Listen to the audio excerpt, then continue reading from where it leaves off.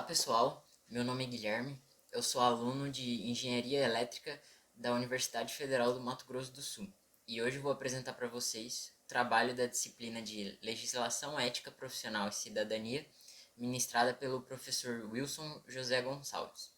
Vou apresentar aqui para vocês alguns comentários ao Código de Ética do Profissional Engenheiro. Vou estar comentando aqui o artigo 9, os incisos 3 e 4. Dentro aqui dos deveres, o artigo 9 nos diz que no exercício da profissão são deveres do profissional, nas relações com os clientes, empregadores e colaboradores, dispensar tratamento justo a terceiros, observando o princípio da equidade. Bom, aqui o principal ponto seria o princípio da equidade, ou o princípio da igualdade, que seria a disposição de reconhecer igualmente cada uma das partes.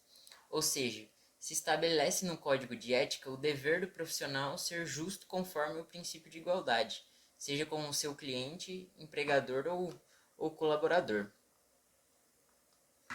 Nisso, aqui nós temos um breve resumo, né?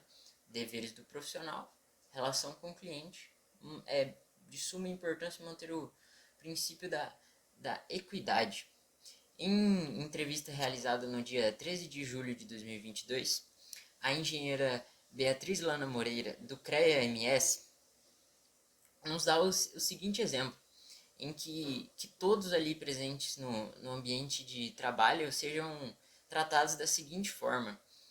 Quando, quando se tem uma boa relação com a equipe, se torna muito mais fácil resolver os problemas do dia a dia e manter uma boa união ali de trabalho. Ainda no inciso 3, nas relações com os clientes, empregadores e colaboradores, é importante resguardar o sigilo profissional quando do interesse de seu cliente ou empregador, salvo em havendo a obrigação legal da divulgação ou da informação. Aqui, os pontos mais relevantes são a manutenção do sigilo, mediante as situações em que há interesse por parte do cliente, manter-se desprovido de qualquer tipo de divulgação. Todavia, quando houver a obrigação de algum tipo de divulgação de dados, como um portal da transparência que exija isso. Caso contrário, não. Um exemplo disso que a engenheira Beatriz nos deu é que ao se trabalhar aí com clientes de grande porte, empresas multinacionais, querendo ou não, o profissional ali presente no dia a dia, ele acaba adquirindo algum tipo de informação que possa comprometer essa empresa, no caso. Então, então a manutenção do sigilo é bem importante. Na linha C, está escrito assim: fornecer informação certa, precisa e objetiva em publicidade e propaganda pessoal. Ou seja, viabilizar ao cliente as informações de um determinado serviço prestado ao mesmo de forma adequada, judiciosa e direta ao ponto.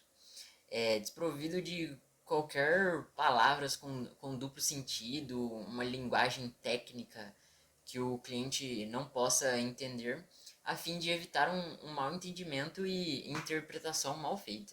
E isso se relaciona também com o artigo 5, cuja ele fala que os profissionais são detentores da ciência exata de suas profissões.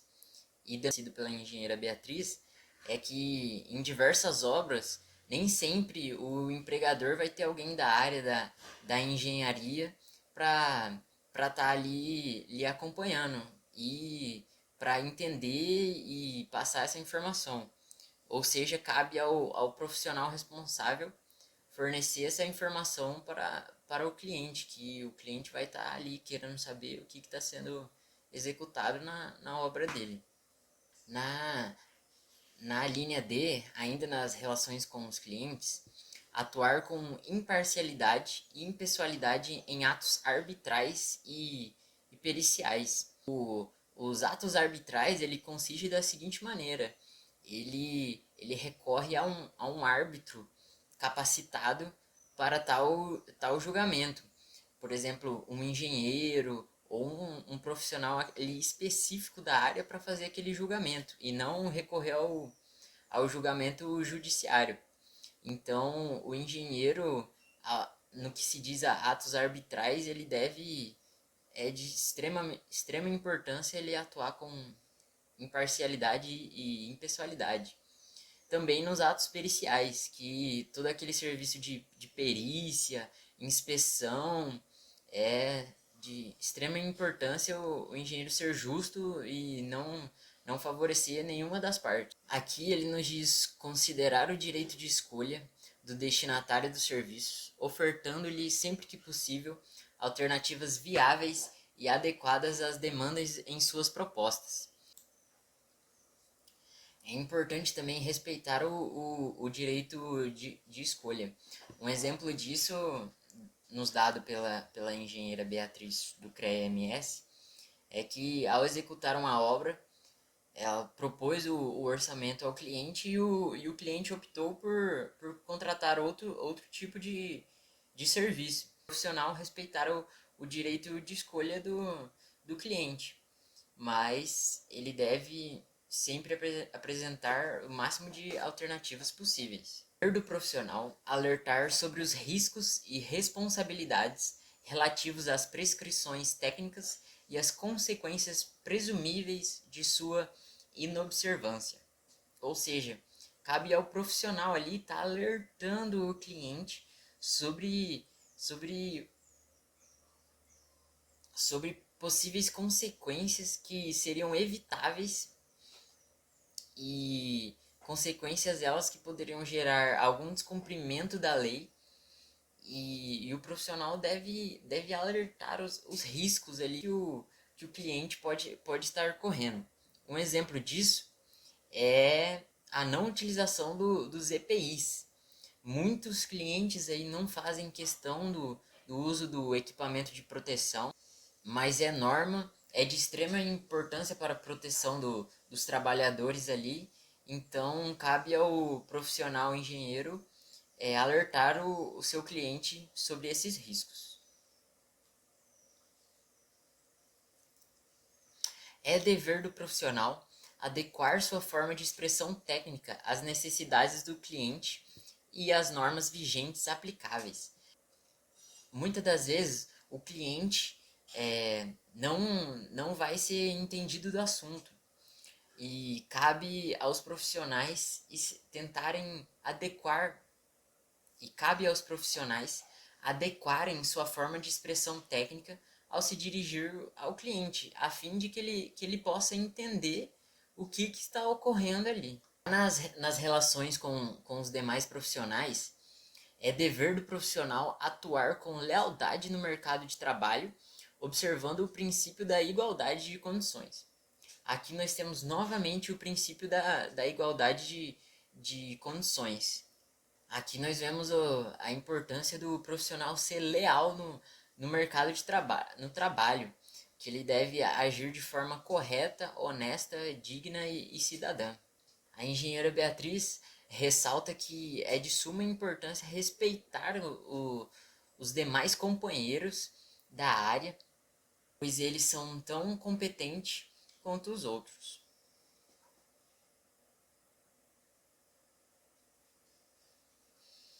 Uma aplicação disso seria em obras que nós temos várias equipes de profissionais diferentes. Então, o profissional da engenharia civil, da arquitetura, da elétrica. Então, eles vão lá, fazem toda a parte civil para depois o profissional da elétrica atuar e depois o pessoal da arquitetura. Então, é de extrema importância agir com lealdade aí para que nenhuma das partes seja prejudicada.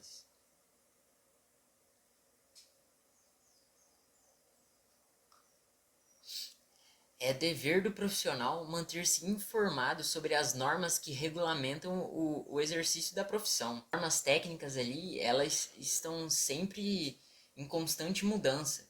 Então é de extrema importância o profissional se manter atualizado ali. Um exemplo disso é a instalação de transformadores em residências aqui.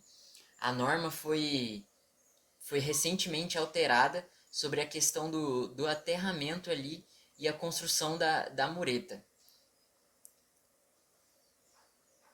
Como explica aqui a engenheira Beatriz. Atualmente, a mureta deve ser construída com certa distância do poste. É importante que isto seja repassado ao cliente, pois muitas das vezes é de responsabilidade do mesmo a construção da alvenaria. Prova da concessionária do dia do pode ser gerado reprova quando a concessionária for realizar ali a inspeção desse equipamento.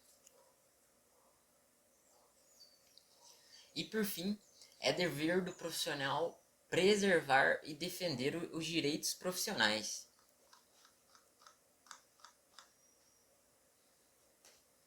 Um exemplo disso é defender a segurança da equipe ao executar um serviço. É, é do direito do profissional cancelar um serviço que apresenta risco ao mesmo de segurança. Ou seja, o profissional aí tem o dever de preservar e defender os direitos profissionais com os demais profissionais que ali estão trabalhando. E assim nós concluímos. Espero que vocês tenham compreendido o assunto. Obrigado, professor Wilson, pelos ensinamentos e até breve.